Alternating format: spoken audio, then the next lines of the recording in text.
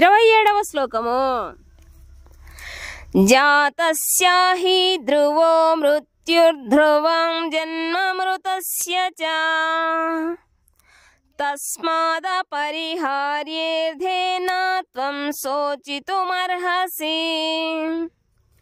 జాతస్య పుట్టినవానికి హి నిశ్చయముగా ధ్రువ యథార్థము మృత్యువు ధ్రువం అది కూడా యథార్థమే.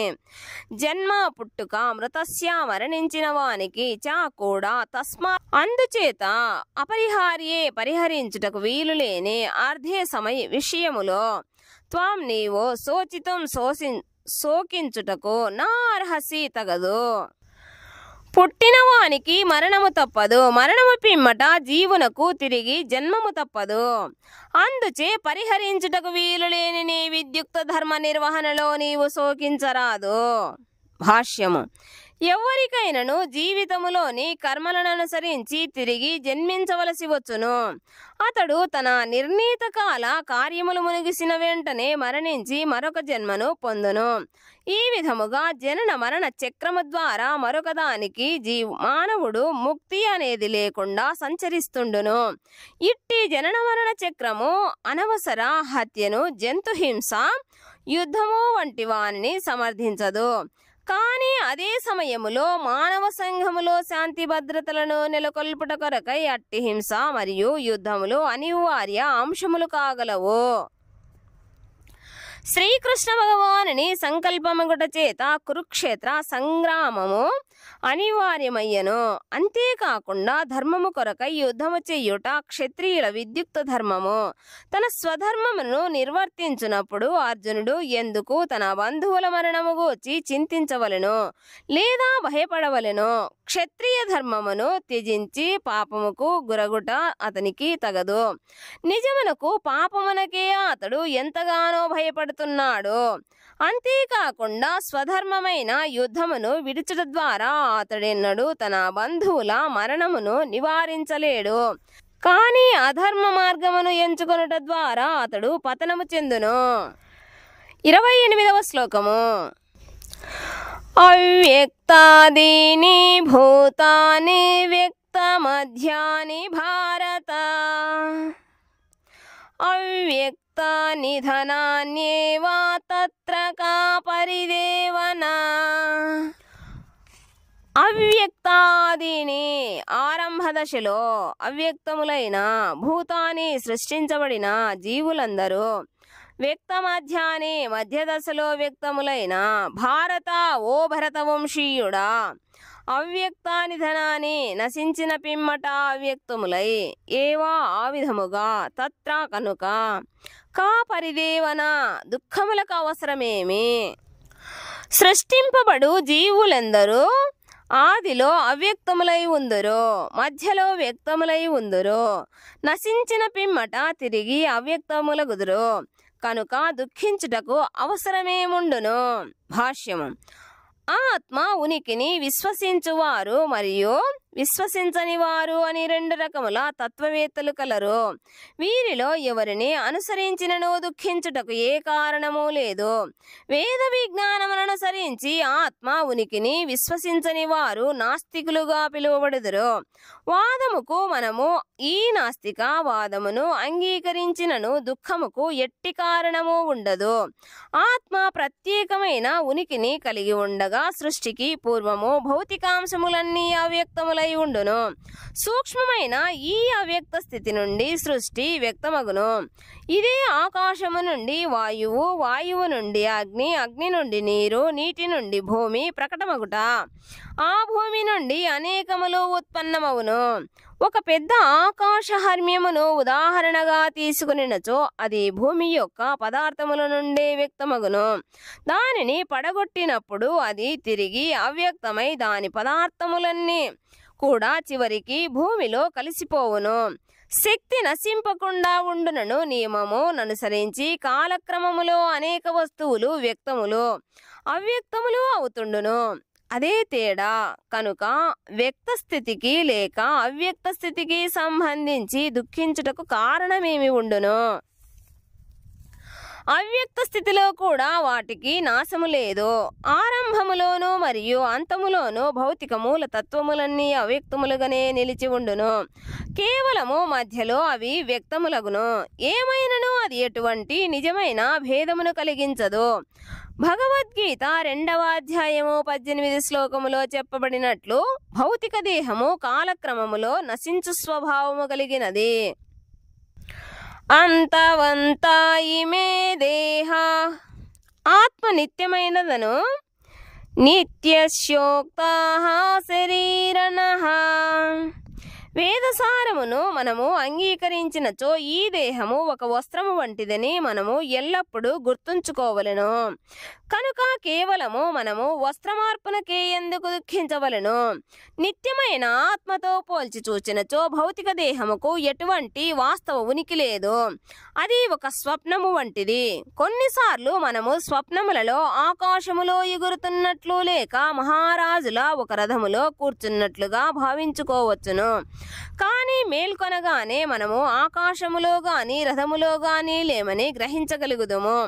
భౌతిక దేహముకు అస్తిత్వము లేదనే విషయమును ఆధారము చేసుకొని వైదిక విజ్ఞానము మానవుని ఆత్మానుభూతికి ప్రోత్సహిస్తుండెను.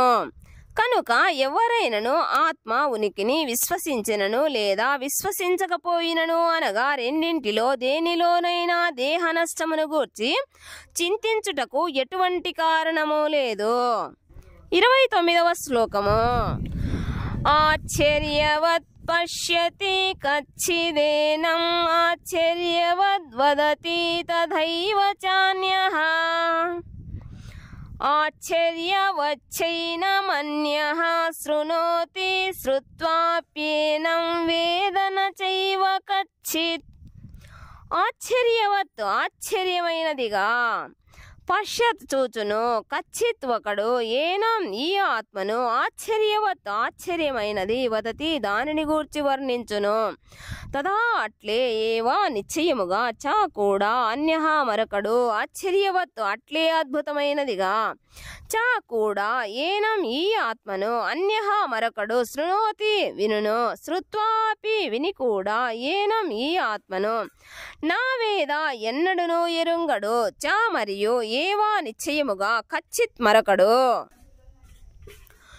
కొందరు ఆత్మను ఆశ్చర్యకరమైనదిగా చూచుదురు, కొందరు దానిని ఆశ్చర్యకరమైనదిగా వర్ణింతురు, మరికొందరు దానిని ఆశ్చర్యకరమైనదిగా విందురు, మరికొందరు వినిన పిమ్మటను దానిని గూర్చి ఏమాత్రము గ్రహింపకుందురు. భాష్యము.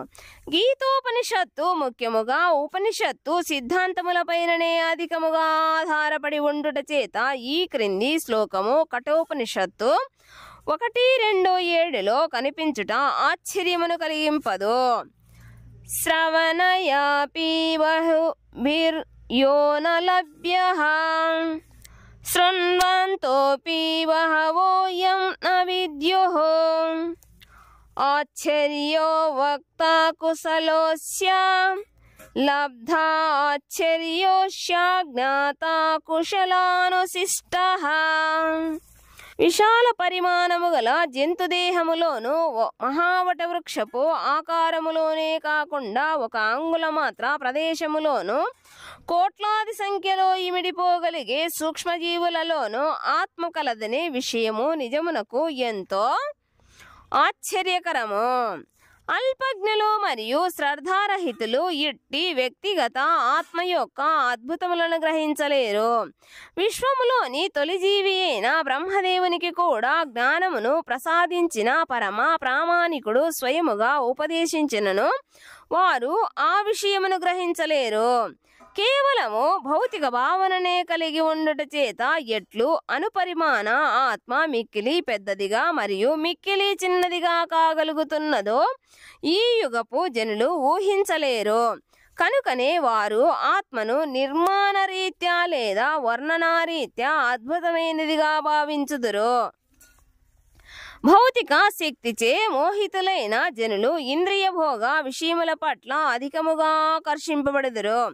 ఆత్మానుభూతిని పొందకున్నచో జీవన సంఘర్షణలో కర్మలన్నీ చివరకు ఓటమినే కలుగజేయుననేది వాస్తవమైనను వారు దాని కొరకై సమయమును కేటాయించరు. ప్రతి ఒక్కరూ ఆత్మను గూర్చి ఎరిగి భౌతిక క్లేశములకు పరిష్కరించుకోవాలనే ఆలోచనయే వారికి కలుగదు. ఆత్మను గూర్చి వినదలిచిన కొందరు వ్యక్తులు సత్సాంగత్యములో ప్రవచనములకు వెడుతుందరు. కానీ కొన్నిసార్లు అజ్ఞానవశాత్తు వారు ఆత్మ మరియు పరమాత్మ అను ఇరువురును ఒక్కటేనని వారిరువురి నడుమ పరిమాణములోనూ భేదము లేదని భావించి తప్పుద్రోవబడుతుందరు. ఆత్మ మరియు పరమాత్మల నిజస్థితిని, వారి కర్మలను, వారి నడుమ గల సంబంధమును, వారికి సంబంధించిన సూక్ష్మ స్థూల వివరణలను సంపూర్ణముగా అవగాహన చేసుకునే వ్యక్తి ఎంతో అరుదు. అది ఇట్లుండగా ఆత్మజ్ఞానము నుండి సంపూర్ణ లాభమును పొందినవాడు ఆత్మస్థితిని వివిధ రకములుగా వివరించగలిగిన మహాత్ముడు మరింతగానో అరుదు. కానీ ఏదో విధముగా ఈ ఆత్మానుభూతికి సంబంధించిన విషయమును మానవుడు అవగాహన చేసుకొనగలిగినచో జీవితము పరిపూర్ణము కాగలదు.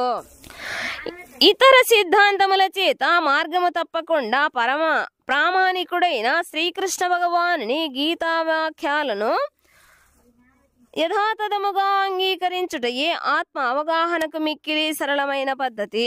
కానీ శ్రీకృష్ణ భగవానుని దేవాదిదేవునిగా అంగీకరించుటకు ముందు మానవునకు ఈ జన్మలోనో లేదా పూర్వజన్మలోనో గొప్ప తపస్సు మరియు త్యాగము కూడా అవసరమగును. ఏమైనను శుద్ధ భక్తుని అవ్యాజ కృపచేతనే శ్రీకృష్ణుడు యథాతథముగా అవగతమగును. దానికి ఇతర మరొక మార్గము లేదు.